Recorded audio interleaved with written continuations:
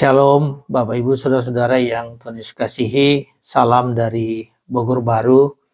Pada kesempatan ini saya sharing dengan Anda mengenai bagaimana seorang pejabat dari kantor pajak yang berada di distrik Yeriho menjadi pengikut Kristus, dan orang itu adalah Sakeus.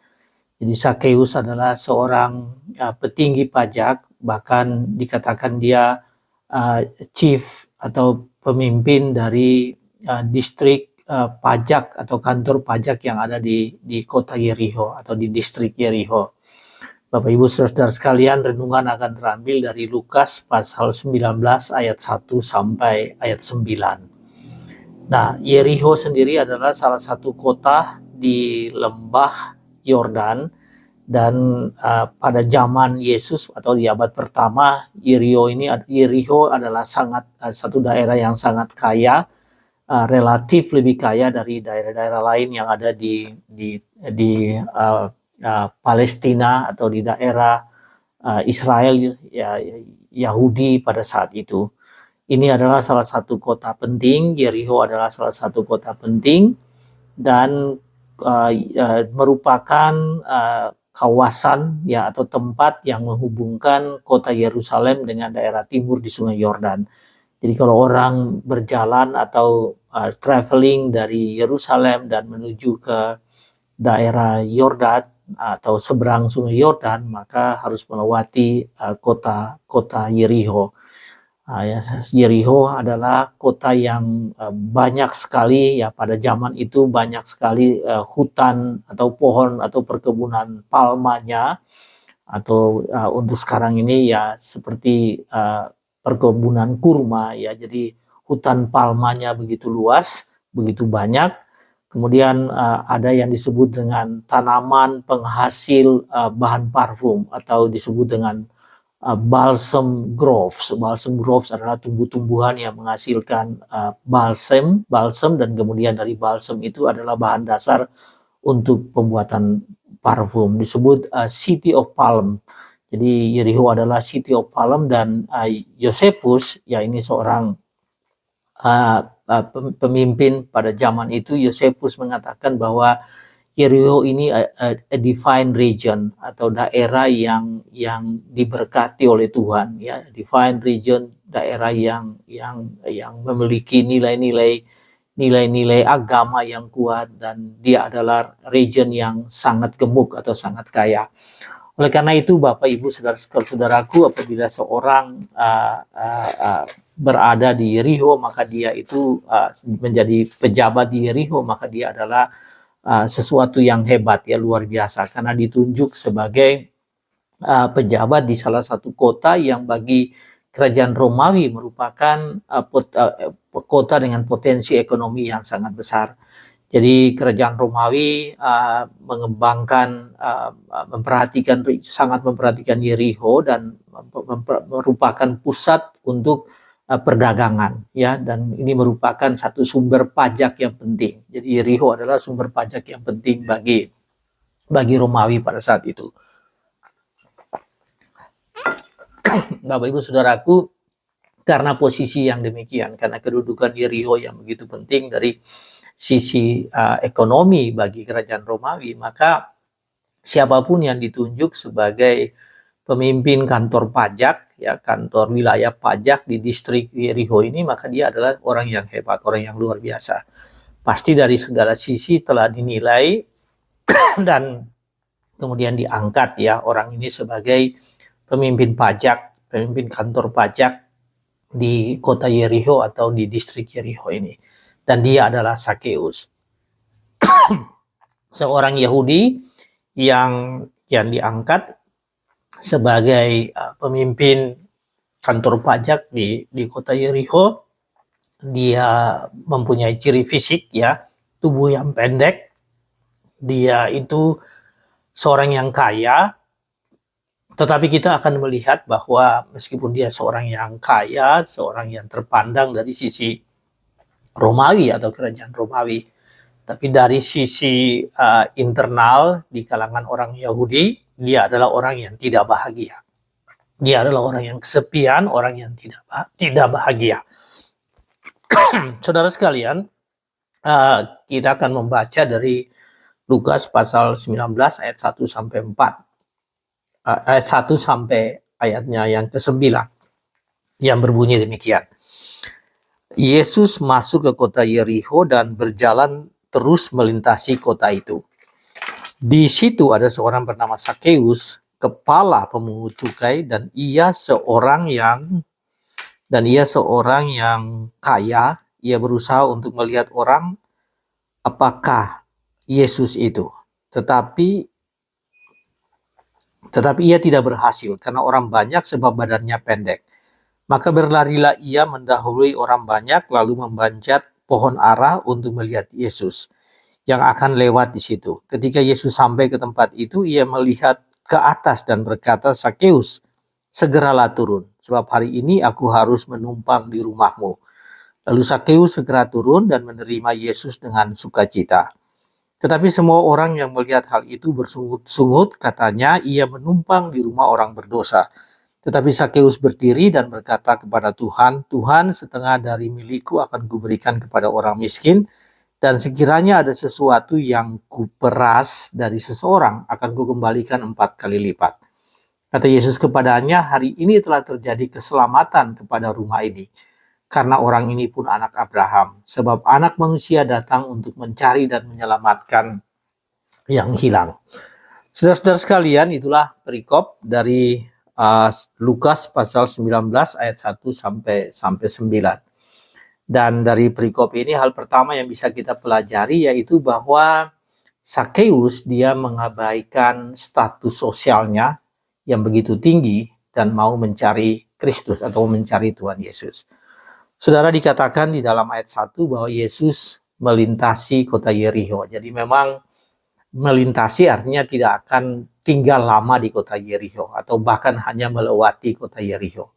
Mungkin dari Yerusalem mau ke daerah seberang Sungai Yordan atau daerah lain di daerah lembah Yordan itu, tapi bukan kota Yerikho. Sehingga dikatakan di dalam ayat 1 Yesus melintasi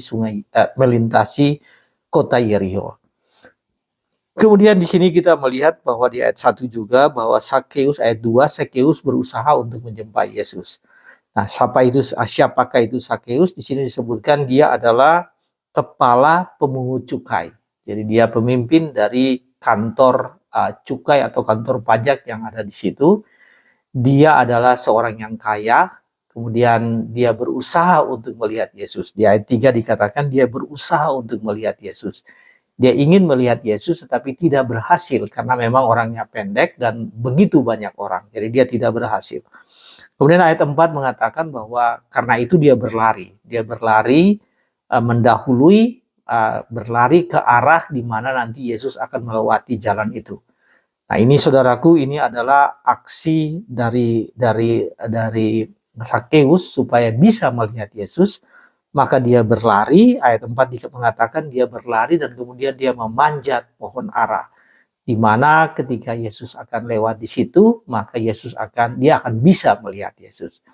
Itulah yang dilakukan oleh Sakeus. Tapi saudara bisa bayangkan bahwa Sakeus ini dia seorang pemimpin. Mungkin kalau zaman sekarang ini dia seorang kepala kanwil ya, atau kepala dinas ya, kepala kanwil pajak. Tapi dia mau lari ya, dan kemudian manjat pohon ara, ya manjat pohon di tepi jalan, untuk bisa melihat Yesus. Siapakah itu Yesus? Sakeus nggak punya kemampuan untuk melihat secara biasa saja, karena itu dia mengambil cara ini. Dia tidak, orang-orang mungkin juga tidak memberi kesempatan kepadanya ya, karena dia adalah seorang yang memiliki ada seorang teolog ya, ada seorang teolog yang mengatakan bahwa meskipun Sakeus ini mempunyai posisi yang tinggi, tapi dia ini orang yang tidak disenangi. Dia orang yang paling tidak disenangi di kota Yerikho. Karena statusnya itu ya memang dia tidak disenangi. Karena dia memungut pajak maka dia tidak disenangi. Namun dia adalah orang yang mempunyai posisi yang sangat tinggi. Status yang sangat tinggi secara ekonomi, dikatakan dia seorang kaya dan memang dia seorang pejabat. Nah, namun dia tidak memegang status itu sebagai sesuatu yang penting, dia melupakan statusnya dan kemudian dia berlari, kemudian naik ke pohon ara untuk melihat Tuhan Yesus, untuk dapat melihat Tuhan Yesus. Bapak Ibu, ini ingin menggambarkan bagaimana status sosial bukan menjadi sesuatu yang penting bagi Sakeus untuk dipertahankan. Demi untuk mencapai tujuannya untuk melihat Tuhan Yesus, maka dia menanggalkan status sosial itu. Dia punya status sosial yang tinggi itu, dia tanggalkan itu, dia abaikan itu, dan dia datang, dia lari, dan dia naik ke pohon untuk bisa, ya, seorang yang setinggi itu dia mau naik ke pohon agar nanti bisa melihat Tuhan Yesus. Jadi ini ingin menjelaskan kepada kita bagaimana Sakeus meninggalkan status sosialnya dalam rangka untuk bertemu dengan Tuhan Yesus. Saudara-saudara sekalian, kadang-kadang status sosial ini menjadi kendala bagi seseorang untuk bertemu dengan Tuhan. Dia mempertahankan status sosialnya sehingga agak sulit untuk seseorang itu bertemu dengan Tuhan. Apalagi status itu begitu tinggi, ya, maka itu menjadi kendala, menjadi rintangan bagi seseorang untuk bertemu dengan Tuhan, untuk menyerahkan diri kepada Tuhan, untuk menjadi orang percaya. Itu menjadi penghalang karena status sosial itu. Nah, beberapa hari yang lalu, tepatnya pada tanggal 29 Desember, ya, jadi akhir tahun yang lalu itu, 29 Desember, mantan Presiden Amerika Serikat Jimmy Carter, dia meninggal dunia pada usia 100 tahun. Tetapi cerita setelah kematian Jimmy Carter yang menjadi presiden dari tahun 1977 sampai 1981, setelah dia meninggal menjadi cerita bagaimana tentang Jimmy Carter yang melupakan status sosialnya sebagai mantan presiden Amerika. Jadi dia mantan presiden Amerika, dan biasanya mantan presiden itu mereka mempunyai posisi yang tinggi di tengah-tengah masyarakat, selalu dikawal oleh pasukan pengawal presiden dan kemana-mana dihargai, diterima. Tapi apa yang dilakukan oleh Jimmy Carter, ya, jadi setelah dia meninggal kemudian diceritakan tentang apa yang dilakukannya, dia mengenyampingkan status sosialnya itu, dan dia kembali ke kotanya, ya, daerah pedesaan, ya, daerah pengembalaan, kota kecil, dan kemudian dia menjadi guru sekolah minggu, dan dia nggak melihat statusnya sebagai seseorang yang harus yang dipertahankan, tapi dia meninggalkan status itu dalam rangka melayani Tuhan Yesus, dan dia menjadi guru sekolah minggu di Southern Baptist Church, di gereja yang berada di sinode gereja Kristen dari bagian selatan Amerika. Jadi dia di sana, dan dia menjadi guru sekolah minggu. Jadi ini gambaran atau ilustrasi tentang bagaimana seseorang yang punya status yang tinggi, tapi status itu bukan kendala untuk menjadi murid Tuhan dan melayani Tuhan, tapi sebaliknya status itu ditinggalkan untuk bisa bertemu dengan Tuhan, untuk melakukan sesuatu yang di luar pikiran banyak orang, bahwa orang yang punya status seperti itu nggak bisa melakukan itu. Dia tinggalkan itu dalam rangka untuk bertemu dengan Tuhan, dalam rangka untuk melayani Tuhan.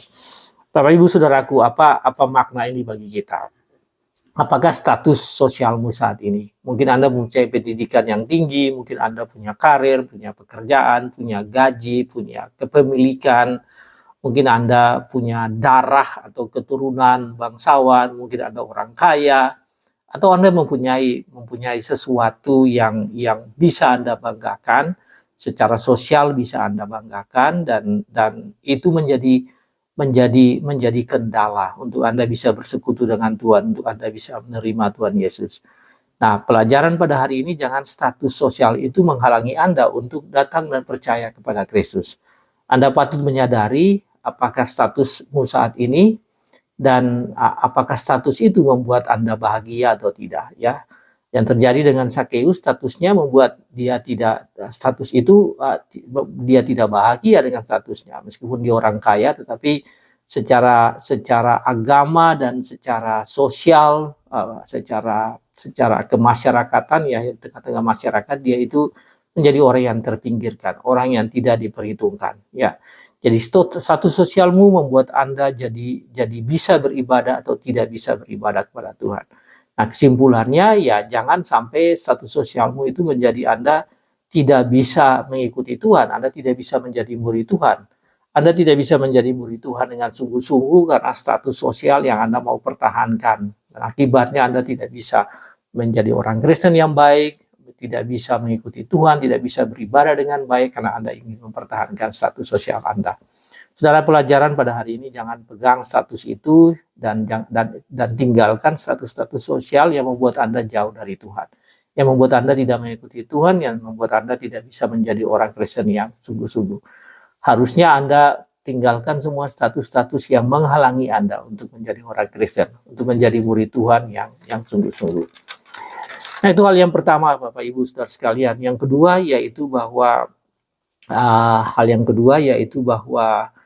Sakeus ini dia menerima Yesus di rumahnya. Ya, jadi Yesus setelah Sakeus berada di pohon, Yesus berjalan. Ya, di dalam ayat 5 dan ayat 6 mengatakan bahwa Yesus berjalan, dan kemudian ketika Yesus sampai ke tempat itu, ia melihat ke atas dan berkata, "Sakeus, segeralah turun, sebab hari ini aku harus menumpang di rumahmu." Jadi Tuhan Yesus berkata kepada Sakeus, "Segeralah turun. Segeralah turun karena hari ini aku harus menginap di rumahmu. Ya, hari ini aku harus menumpang di rumahmu." Ya, pada ayatnya yang kelima. Saudara, ini menarik ya dari apa yang dikatakan oleh Tuhan Yesus di sini. Ya, ketika Yesus lewat, langsung Yesus mengenal siapakah yang ada di atas pohon itu. Yesus mengenal Sakeus dan memanggil Sakeus dengan namanya. Jadi Yesus tahu setiap orang. Yesus mengenal setiap orang dengan namanya.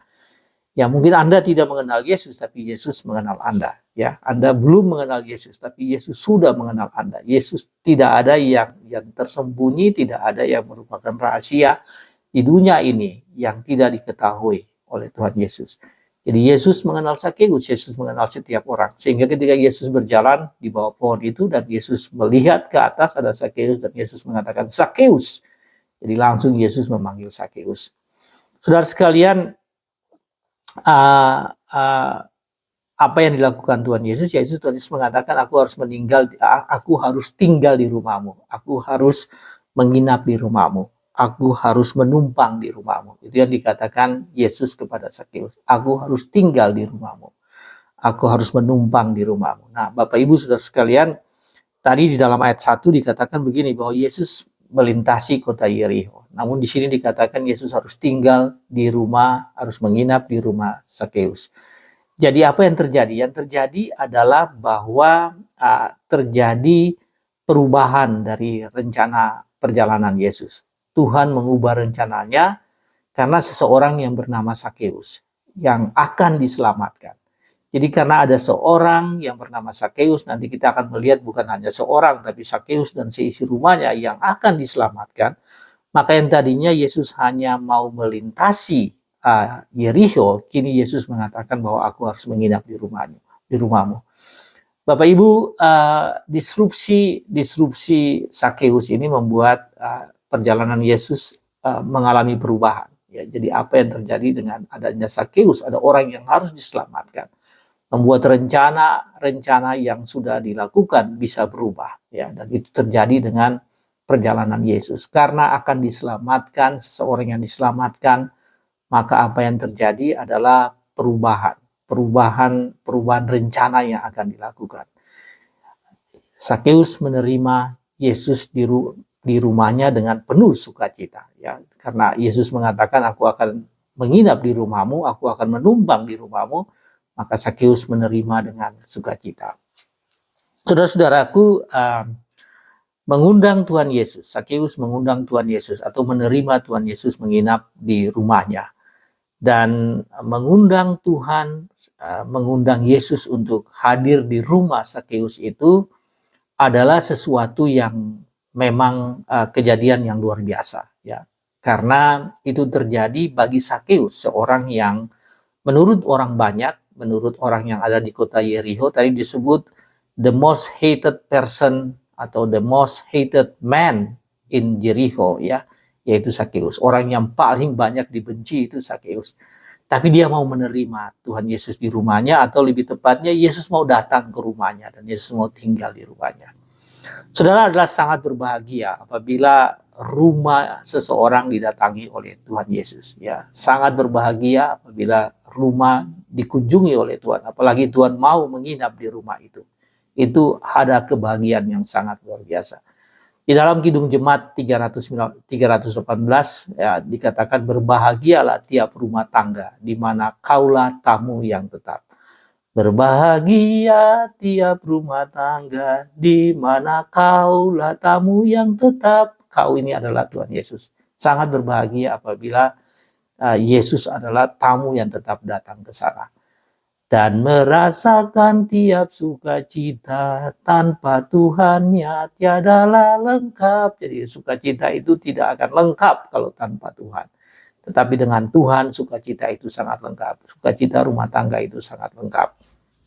Bapak Ibu sekalian, menerima Yesus di rumahnya. Sakeus menerima Yesus di rumahnya. Apa ini arti bagi Anda? Apa ini arti bagi kita? Salah satu cara bersekutu dengan Yesus adalah menerima Yesus di rumahmu.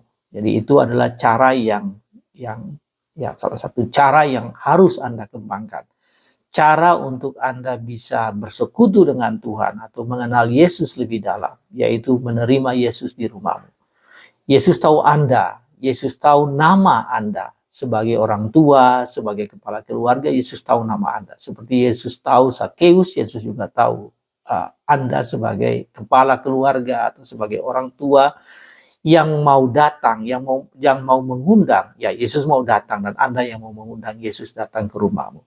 Karena itu bukalah rumahmu, bukalah pintumu untuk persekutuan dengan Yesus. Ya, bukalah pintu rumah Anda dan menjadi bahagia, menjadi rumah tangga keluarga yang bahagia karena Anda mengundang Yesus datang ke rumah Anda. Mulai hari ini, saudaraku, jangan menutup pintu rumahmu. Pintu rumahmu itu harus terbuka untuk menerima Yesus, untuk menjadi tempat persekutuan, untuk menjadi gereja, tempat bersekutu di mana orang-orang lain bisa datang dan bersekutu bersama Anda dan di sana Tuhan Yesus dimuliakan.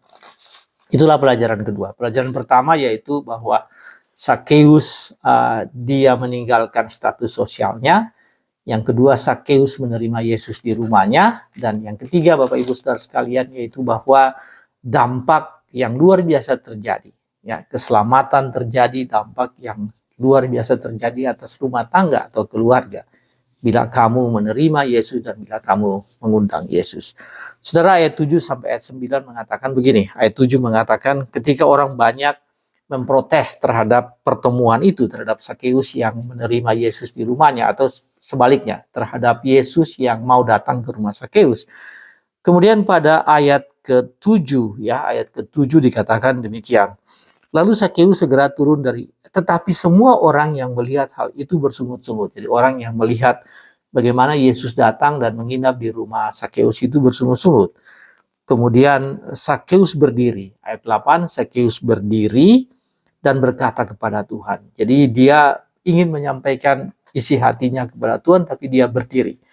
Saudara sekalian, pada zaman itu apabila seseorang berbicara dan dia berdiri, menyatakan sesuatu, itu menunjukkan keseriusan dan menunjukkan komitmen. Jadi Anda bayangkan bahwa ini di rumah Sakeus sendiri, mereka duduk di sana, ada banyak orang yang melihat, tetapi kemudian Sakeus ingin mengemukakan apa yang terjadi dengan dirinya, dan dia berdiri. Dia berdiri melambangkan satu keseriusan, kesungguhan, dan apa yang dikatakan itu adalah benar, ya. Jadi kalau di dalam pengadilan kemudian kesaksian, biasanya seorang saksi itu harus berdiri, ya, berdiri dan menyampaikan apa yang merupakan kebenaran yang dia ketahui. Yang terjadi dengan Sakeus yaitu dalam persekutuan di rumah itu dia berdiri dan kemudian dia menyatakan, dia berjanji dengan sungguh-sungguh. Jadi ini melambangkan komitmen yang begitu luar biasa dari Sakeus. Dan apa yang dia katakan? Separuh dari hartaku ini akan aku berikan kepada orang miskin. Saudara bisa bayangkan, ini kepala kantor pajak di Riho ini, ya, dia mengatakan separuh dari hartaku. Dan dikatakan tadi sebelumnya di ayat 2 bahwa Sakeus ini seorang kaya. Dia seorang kaya, memang tidak dinyatakan seberapa besar kekayaannya. Tapi Sakeus katakan, dan karena dia udah berdiri tadi yang menyatakan kesungguhan, dia katakan separuh hartaku akan kuberikan kepada orang miskin. Ya, Sakeus tahu bahwa orang miskin harus diperhatikan. Separuh hartaku akan kuberikan. Kemudian dia katakan bahwa apabila aku berbuat salah terhadap yang lain, apabila atau sekiranya ada sesuatu yang kuperas dari seseorang. Ini juga dalam ayat 8 ya. Sekiranya ada sesuatu yang kuperas dari seseorang, akan kukembalikan 4 kali lipat. Saudara, inilah salah satu ajaran dari ajaran Musa mengenai restitusi atau ganti rugi atau mengembalikan ya sesuatu yang diambil atau menjadi korban, seseorang yang menjadi korban, lalu kemudian ada proses pengembalian ganti rugi atau restitusi seperti terdapat di dalam ajaran Musa, dan ini terdapat di dalam Keluaran. Kalau Anda baca kitab Keluaran 21, 22, Anda akan mendapatkan penjelasan tentang restitusi ini. Jadi Sakeus ini dia tahu tentang ajaran Musa, dia tahu tentang ajaran restitusi, sehingga dia katakan bahwa apabila aku memeras, maka aku akan menggantikannya 4 kali lipat. Bapak Ibu perhatikan kalimat ini, sekiranya ada sesuatu yang kuperas. Nah, sekiranya ini berarti mungkin saja dia memeras, tapi juga mungkin tidak. Mungkin saja Sakeus melakukan perbuatan itu, tapi juga mungkin tidak. Jadi ini menyatakan komitmennya yang tadi dia sampaikan, tapi juga di sisi lain ini menyatakan bahwa belum tentu Sakeus memeras. Tapi kalau sepun Sakeus memeras, dia katakan memang perlu ada pembuktian apakah dia memeras atau tidak. Ya, kita sering berpikir bahwa Sakeus ini memang mengambil dari orang-orang banyak, dari rakyat atau penduduk Yeriko pada saat itu. Tapi dengan kalimat yang Sakeus sampaikan ini, sekiranya ada sesuatu yang kuperas, ini mengandung makna belum tentu Sakeus melakukan pemerasan. Ya, mungkin dia mendapatkan gaji yang sesuai dengan aturan dia punya, karena dia adalah pimpinan pajak di distrik Yeriko itu, dia mungkin mendapat gaji yang besar dibandingkan dengan pemungut pajak lainnya, dibandingkan dengan anak-anak buah lainnya. Karena dia mempunyai gaji yang besar, maka dia menjadi seorang kaya. Dan dia mengatakan bahwa separuh dari kekayaan itu akan diberikan kepada orang miskin. Tapi juga dia mengatakan sekiranya aku memeras, maka aku akan menggantikan 4 kali lipat. Saudara mendengar hal itu, Tuhan Yesus berkata kepada Sakeus. Kata Yesus kepadanya, ayat 9, hari ini telah terjadi keselamatan kepada rumah ini. Jadi dengan pengakuan Sakeus seperti itu, ini melambangkan bagaimana dia sungguh-sungguh percaya kepada Kristus. Dia menjadi murid Yesus, dia menerima Yesus sebagai Tuhan dan Juru Selamatnya. Dan karena itu Yesus mengatakan hari ini terjadi keselamatan. Jadi Yesus menjamin keselamatan itu, dan Yesus katakan hari ini. Dan bukan hanya untuk Sakeus, tapi untuk seisi rumah ini. Jadi berarti Sakeus dan semua orang yang berada di rumah ini. Mungkin saja anak-anak istrinya, anak-anaknya, atau ditambah dengan yang lain. Jadi selain istri dan anaknya, mungkin saja ada orang-orang lain yang ada dalam rumah ini. Tapi rumah ini, Bapak Ibu, keluarga Yahudi itu adalah keluarga terdiri dari keluarga inti, ya, ditambah dengan orang-orang yang lain. Ya, jadi keluarga yang lain juga, anggota keluarga yang lain juga yang ada di situ, semuanya menjadi satu keluarga. Jadi dianggap sebagai satu keluarga. Ketika Yesus mengatakan hari ini terjadi keselamatan kepada rumah ini, maka itu berarti seisi rumah ini. Orang ini adalah anak Abraham juga. Jadi orang Yahudi, anak Abraham, dan sungguh-sungguh sekarang dia mengikuti Tuhan dan dia menerima keselamatan seperti yang diterima oleh Abraham. Nah, saudaraku, tidak seperti dibayangkan oleh banyak orang. Maka yang menilai Sakeus ini sebagai orang berdosa. Ketika Yesus datang, tadi dikatakan ya, kemudian orang banyak melihat itu dan orang banyak mengatakan bahwa mereka bersungut-sungut karena Yesus menumpang di rumah orang berdosa. Jadi tidak seperti yang dinilai oleh banyak orang. Atau Yesus mengubah itu. Yesus menyatakan itu dan Yesus mengubah bahwa bukan kalian saja yang anak Abraham, atau bukan seperti kalian yang mengaku sebagai anak Abraham. Tapi Sakeus ini adalah sungguh-sungguh anak Abraham. Dia bukan orang berdosa, tapi dia adalah anak Abraham. Karena pengakuan itu. Bapak Ibu, Anda bisa melihat bahwa terjadi perubahan yang besar di dalam keluarga ini karena Sakeus menerima Kristus, dan karena Sakeus menerima mengundang Kristus Yesus untuk menginap di rumahnya, untuk tinggal di rumahnya, untuk datang ke rumahnya, untuk bersekutu dengan Yesus. Jadi persekutuan yang dilakukan di rumah, menerima sebagai kepala keluarga, menerima Kristus, itu memiliki dampak yang luar biasa, dampak yang hebat yang terjadi di dalam keluarga. Saudara, maknanya bagi Anda yaitu bahwa perubahan besar akan terjadi dengan dirimu dan keluargamu bila engkau secara pribadi mengundang Yesus. Secara pribadi engkau ingin mengenal Yesus, ingin bertemu dengan Yesus, dan engkau menerima Dia sebagai Tuhan Allah, sebagai Tuhan dan Juru Selamatmu. Ya, sebagai Allahmu, sebagai Tuhanmu, sebagai Juru Selamatmu. Dan kemudian bersekutu dengan Dia di dalam rumahmu. Bukan hanya Anda saja yang mendapatkan keselamatan sebagai orang tua atau sebagai keluarga, tapi seisi rumah Anda, terutama anak-anakmu, menerima keselamatan seperti yang dia katakan Yesus apabila kepala keluarga membawa seisi rumahnya, seorang yang membawa seisi rumahnya untuk bersekutu dengan Tuhan. Jadi hari ini Bapak Ibu Saudara sekalian, perubahan besar akan terjadi dengan kehidupan keluarga Anda apabila Anda mau menerima Yesus sebagai Juru Selamat dan bersekutu dengan Yesus. Membuka rumah Anda untuk menjadi tempat bersekutu. Bapak Ibu Saudara sekalian, sebagai kesimpulan, ya, Yesus datang ke dunia ini untuk menyelamatkan orang yang secara sosial tersisihkan, yang tidak dihargai. Tapi Yesus datang ke dunia ini untuk menghargai mereka, untuk menyelamatkan mereka. Apabila Anda merasa tidak dihargai, maka seharusnya Anda datang kepada Yesus. Ya, secara sosial Anda tersisihkan, maka seharusnya Anda datang kepada Yesus. Karena Tuhan Yesus ingin bertemu dengan Anda. Yesus tahu nama Anda secara pribadi. Dan Dia memanggil Anda secara pribadi. Siapapun Anda, Dia mengenal Anda secara pribadi. Datanglah dan percayalah, karena Dia adalah Allah yang Maha Kuasa, Bapa yang Maha Kuasa yang mengutus Dia untuk datang ke dunia ini, untuk menjadi jalan keselamatan bagi setiap orang yang mau mengaku Dia sebagai Allah dan Juru Selamat. Tuhan berkati saudara sekalian. Amin.